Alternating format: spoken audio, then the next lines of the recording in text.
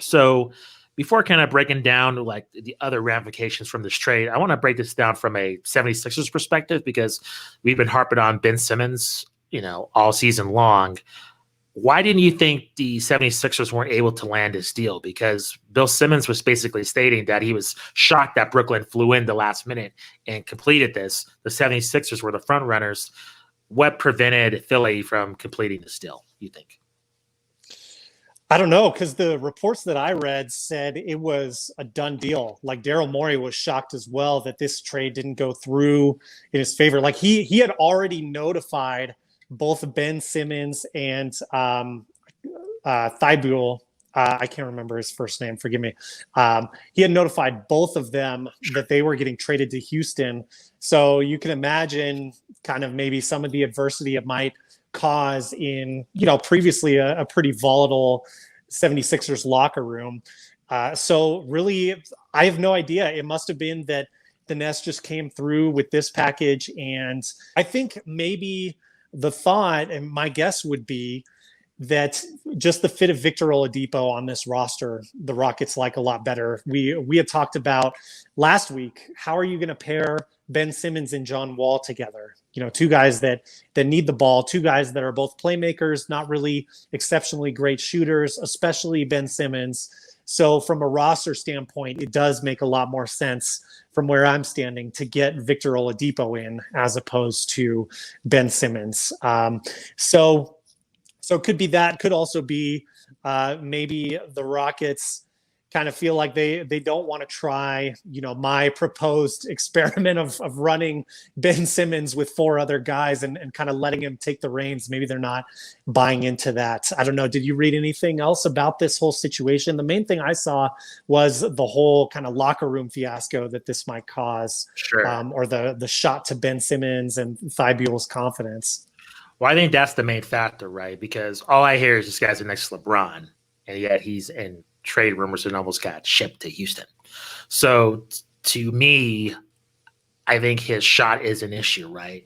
Like I'm just kind of sick of all these comparisons to LeBron, where we're seeing memes of him missing shots, missing an air ball for 3-pointers, right? Like if LeBron misses an air balls with three, whatever, it's usually like a LeBron hater, whatever.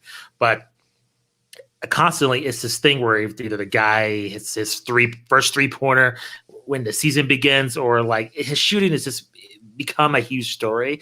And I think this trade doesn't help things. I am worried about his further development. I just don't know him as like a lead player, how people can really consider him a superstar. It doesn't really make any sense. As Greg put it with James Harden, it's perfectly clear that he is a clear number 2 in this league, right? And I think with Ben Simmons, it's probably worse. He's probably a number 3 option in this league. I don't see it. And talking to other journalists and people that are close to the game that have far more knowledge than I do, no one's been able to really convince me otherwise so far. So I don't like his long-term future. I mean, it's a big thing where you're almost traded, and now you have to pretty much still play for this team that it kind of sounds like they betrayed you, and you still have to put on a good performance and still be behind this team. And a team, by the way, that is in contention to win the East. I mean, they're a contender, right? They're a top 4 or 5 team in the East entering the season. So this is not a team in which it's a desolate situation. So I don't like Ben Simmons' future on that squad because of this. We'll have to wait and see. Maybe he's more mature than I think he is, but I don't like his long-term future in that organization. To his credit, I think his response was really mature. I mean, he kind of said, like, it is what it is when he had to address this with reporters. I heard that he came out and had a good game that next game in. You could see if it was really emotionally affecting him, you could expect a massive letdown. He didn't let that happen. So credit to him for that.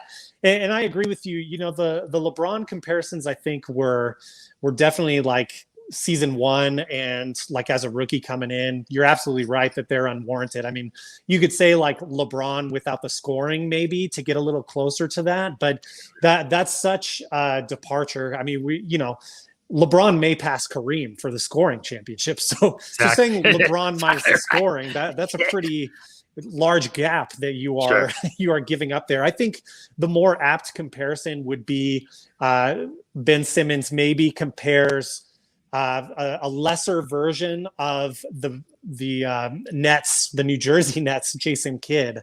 I think would be a better comparison before he had later developed that 3-point shot when he was on the Knicks and Mavs later on in his career. But yeah, you're right. I think there are going to be a lot of questions. And now, on the flip side, to keep it positive, since I'm usually such a positive Polly, Ben Simmons might get the fire lit under him that he needs to really up his game. And yes, that is being very optimistic, and he's got to prove that.